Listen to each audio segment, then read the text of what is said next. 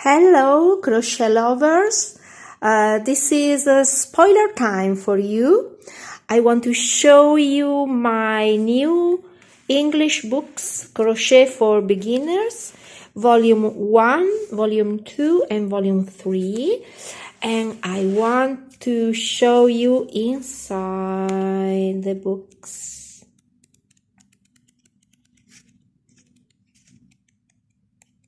A lot of pictures, a lot of ideas, a lot of projects, step-by-step instructions,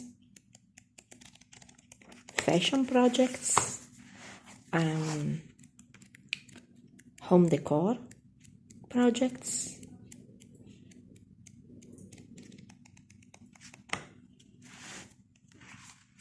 Crochet for Beginners, Volume 1, Volume 2, and Volume 3.